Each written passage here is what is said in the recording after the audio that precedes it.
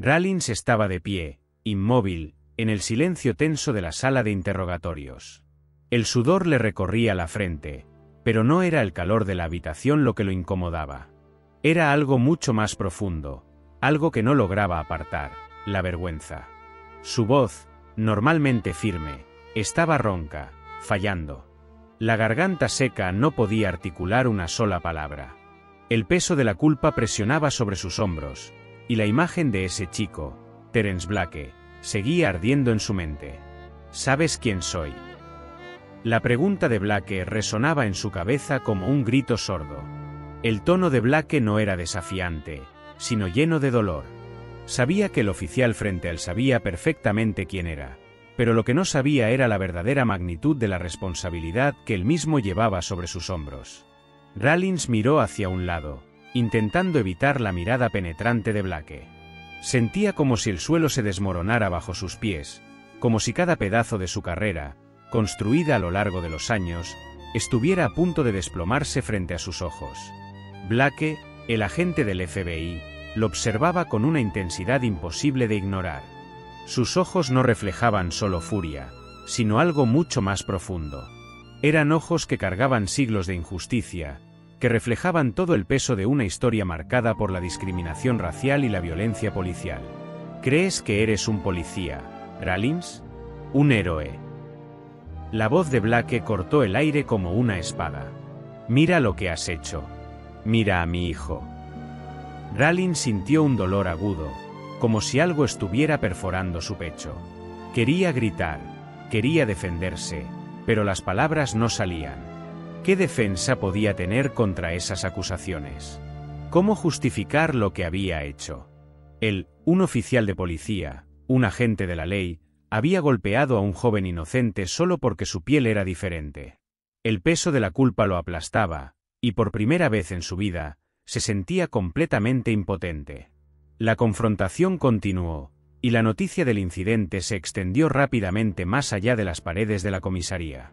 Para cuando Blake se fue para seguir a los paramédicos al hospital, los medios de comunicación ya estaban al tanto. Las furgonetas de noticias se alineaban frente a la estación, con periodistas ansiosos por obtener la primicia sobre el arresto violento del hijo del agente del FBI, James Blake.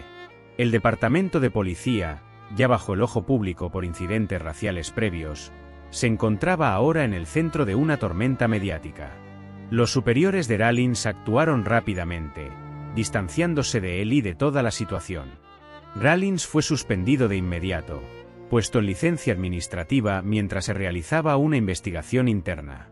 Pero Rawlins sabía lo que se venía. No había forma de escapar de las consecuencias de sus actos. Sus compañeros oficiales lo evitaban, no se atrevían a mirarlo a los ojos, y ni una palabra de apoyo fue ofrecida mientras lo escoltaban fuera del edificio. Fuera, las protestas comenzaron a tomar forma. Multitudes enfurecidas se reunían frente a la estación, con pancartas que exigían justicia para Terence Blake y basta de la policía racista. Los cánticos se intensificaban con cada hora que pasaba, exigiendo responsabilidades, pidiendo un cambio real. El departamento de policía, en su afán por calmar la situación, intentó emitir un comunicado, pero el daño ya estaba hecho. Rawlins observaba desde la barrera cómo su mundo se desmoronaba a su alrededor. Su carrera, su reputación, todo lo que había construido durante años estaba al borde del colapso. Y todo por un error brutal, por una elección tomada en un instante de racismo inconsciente. Su estómago se revolvía con la culpa. Esa noche, Rawlins se sentó solo en su apartamento. El peso del día lo aplastaba como una tonelada de ladrillos. No podía dejar de revivir cada momento, la detención, la confrontación, la golpiza y, sobre todo, la mirada de Terence cuando susurró esas palabras que quedarían grabadas en su mente por siempre: «Mi papá es del FBI». Rawlins había pensado que tenía el control, que estaba haciendo cumplir la ley, pero ahora se daba cuenta de que nunca tuvo el control. Sus prejuicios lo habían controlado todo el tiempo. Mientras observaba por la ventana el resplandor distante de la ciudad, se preguntaba cuántos otros hombres negros había tratado de la misma manera a lo largo de los años. Cuántas vidas había destruido sin siquiera darse cuenta. El arrepentimiento lo ahogaba. Era abrumador, sofocante. Por primera vez en su vida, Rawlins cuestionó su papel como oficial de policía, sus creencias, su lugar en el mundo. Sabía, en lo más profundo, que nada volvería a ser igual. La mañana siguiente, la comisaría estaba llena de una tensión palpable. Los oficiales caminaban con cautela, como si el aire estuviera cargado de electricidad estática, esperando que el resultado de la investigación interna cayera como una bomba sobre sus cabezas. Pero para Rawlins, la sensación era diferente. Ya no se trataba solo de su carrera. Se trataba de enfrentar la verdad de quién era. Una vida llena de pequeños prejuicios, creencias no cuestionadas, y ahora, este acto de violencia brutal hacia un joven negro inocente. Rawlins sabía que su vida ya no sería la misma, no importaba lo que ocurriera a continuación. Mientras se dirigía a la oficina del Capitán Mars, sentía el peso de la verdad apretando su pecho. No solo estaba luchando por mantener su placa, sino por lidiar con la vergüenza de lo que había hecho. ¿Cómo podía seguir siendo parte de un sistema que no había hecho nada para evitar que tomara esa decisión? ¿Cómo podía mirarse a sí mismo después de todo lo que había pasado? En la oficina del Capitán Mars, Rawlins se detuvo frente a su escritorio, como un niño llamado a rendir cuentas. Mars estaba de pie, con los brazos cruzados, su mirada era fría y calculadora. Las paredes, normalmente tan llenas de vida, se sentían ahora como una prisión, y el aire estaba cargado de un silencio ominoso.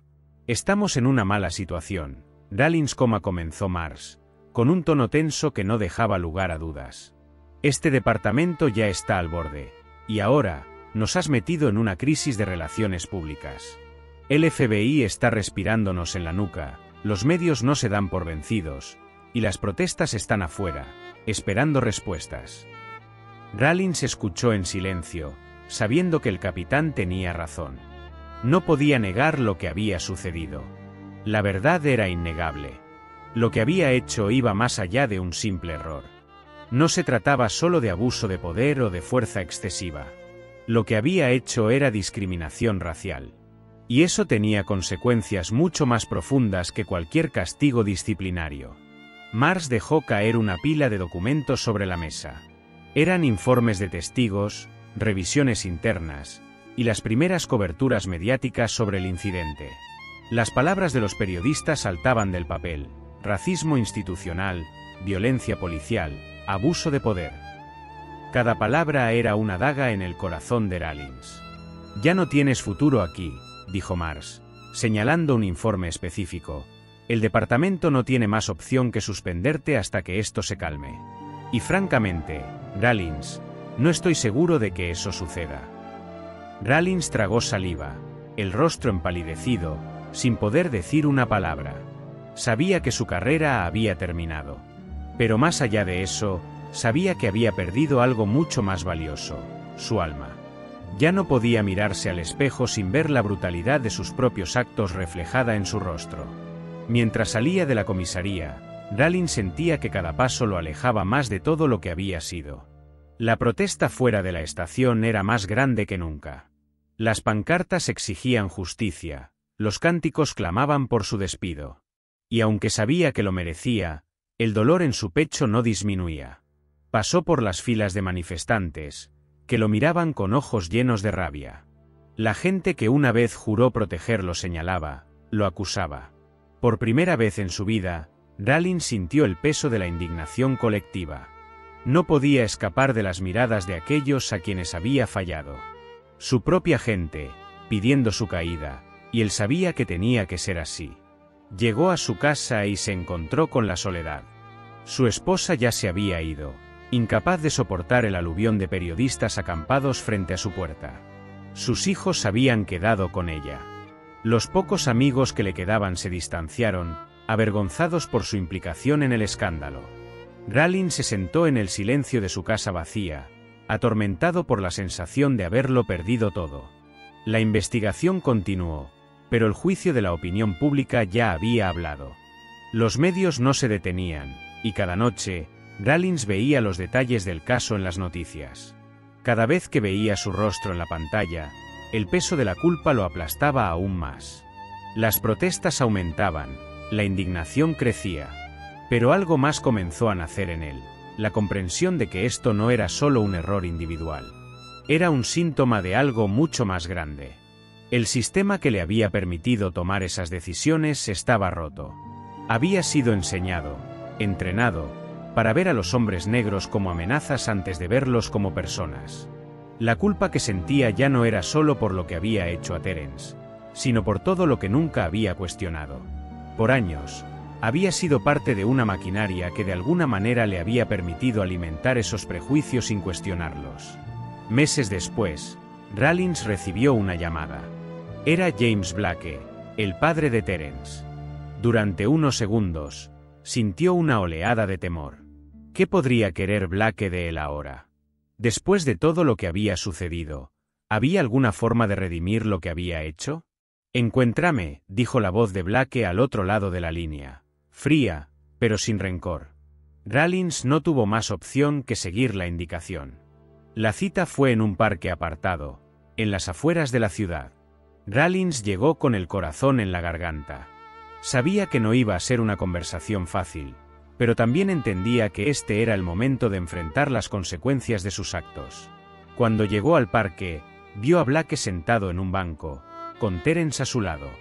El joven estaba visiblemente afectado, con una cicatriz aún visible en su frente, un recordatorio de esa noche que cambiaría sus vidas para siempre. Rawlins se acercó lentamente, sin saber exactamente qué decir. «Vine a disculparme», comenzó, la voz quebrada, «por lo que hice, por lo que no vi esa noche».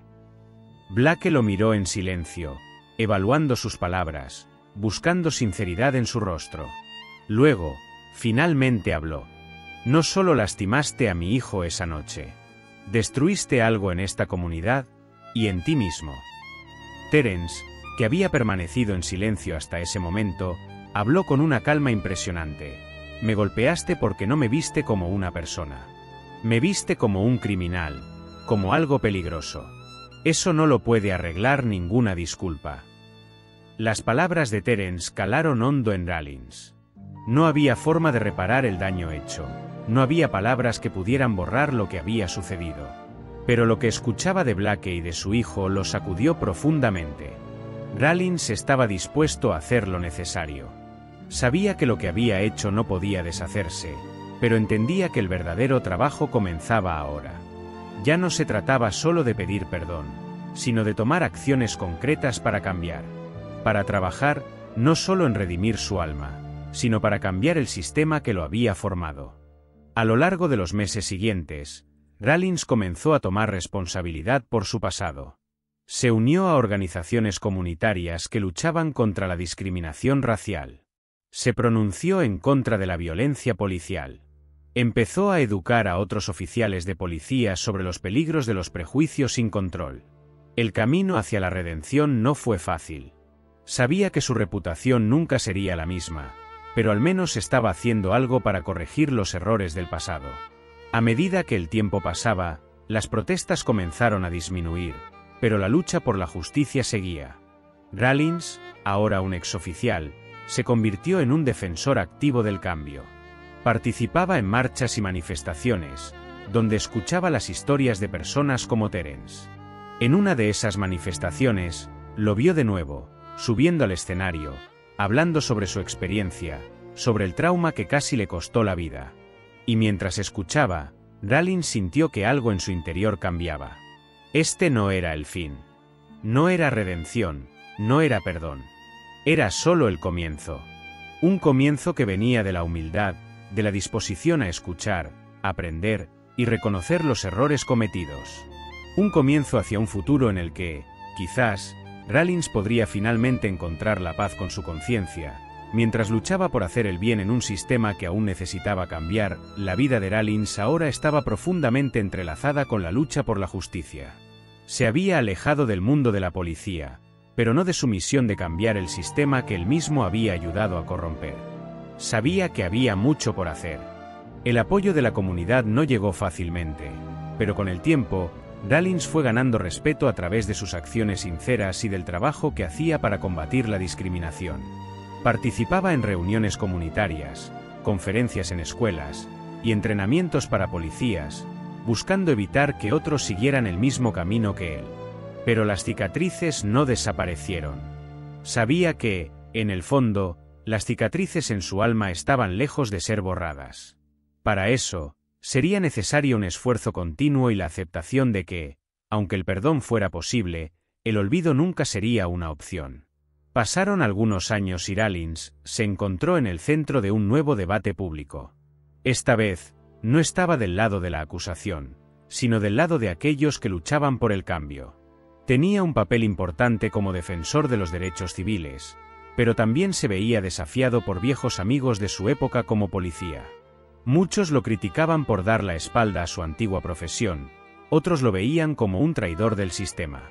Pero Rollins ahora entendía que, para ser verdaderamente honesto consigo mismo, era necesario abrazar la dura realidad, sin importarle el juicio de los demás. Una noche, después de otra manifestación, Rollins caminaba solo por las calles de un barrio periférico, donde conoció la realidad de tantas víctimas de la violencia policial. Reflexionaba sobre todo lo que había aprendido, cuando fue abordado por un grupo de jóvenes que estaban sentados en una esquina, conversando animadamente. Ellos lo reconocieron de inmediato. «Oye, tú eres ese ex policía, ¿no?», dijo uno de los jóvenes, con una mezcla de curiosidad y desconfianza. Rollins no dudó. «Sí, soy yo. Cometí un error. Un error terrible. Pero estoy intentando hacer todo lo posible para corregir las cosas». «Escuche sobre lo que estás haciendo ahora», dijo una joven, con una mirada penetrante. «Pero, ¿por qué esperaste tanto? ¿Por qué tuviste que esperar que ocurriera una tragedia para empezar a hablar de esto?». Esa pregunta lo sorprendió, pero era legítima. Rollins miró a los ojos de la joven y respondió, porque vivía en una burbuja de ignorancia. Pensaba que estaba haciendo lo correcto. No veía las cosas con claridad. Pero lo que hice con Terence me abrió los ojos a la dura verdad. Ahora, estoy intentando hacer todo lo que puedo para ayudar, aunque sé que no puedo volver atrás. Los jóvenes lo escucharon en silencio, algunos aún con escepticismo, pero Rollins sentía que, en ese momento, estaba plantando una semilla. No sabía si alguno de ellos creería en él, pero sentía que su viaje para recuperar la confianza de la comunidad y redimirse de su error sería largo y arduo. Algunos meses después, Rollins recibió una carta anónima. Al abrirla, encontró un mensaje sencillo. «Hiciste algo que pocos tienen el valor de hacer. No pares». En el sobre había una foto de Terence, ya un joven adulto, sonriendo con un grupo de amigos en una marcha de protesta. La carta fue un recordatorio de que la lucha de Rollins aún no había terminado, pero que él estaba en el camino correcto. Sabía que, al lado de personas como Terence, podía seguir trabajando por la justicia. No sería fácil, y sabía que su viaje aún tendría momentos de duda e inseguridad, pero la misión ahora era clara. La verdadera transformación pasaba por escuchar, aprender y nunca permitir que las sombras del racismo y la violencia se perpetuaran. La escena final muestra a Rollins en un evento comunitario, organizado por un grupo de jóvenes activistas. Está en el escenario, escuchando atentamente los relatos de personas que, al igual que él, habían sufrido a manos del sistema. Hablan sobre los desafíos que enfrentaron, las pérdidas que sufrieron, pero también sobre las pequeñas victorias que empezaron a construir en su lucha por la igualdad. Rollins es llamado al escenario para compartir unas palabras. Se acerca al micrófono con una postura más humilde que nunca. «No tengo excusas para lo que hice», comienza, con la voz baja, pero firme. «Pero puedo decir que estoy intentando hacer algo para cambiar. Viví una mentira, y esa mentira causó dolor y sufrimiento a muchos. Ya no soy el hombre que era, pero eso no significa que esté libre de todas mis responsabilidades». Mira al público, que lo observa en silencio. «Soy un hombre en reconstrucción, pero espero que, con el tiempo, pueda demostrar que una persona puede cambiar. Incluso cuando todo parece perdido». El público, en silencio, comienza a aplaudir. No es un aplauso de perdón inmediato, sino un aplauso por la valentía de enfrentar la verdad y luchar por el bien. Rollins siente una ola de esperanza, sabiendo que, aunque el camino es largo, ya no está solo.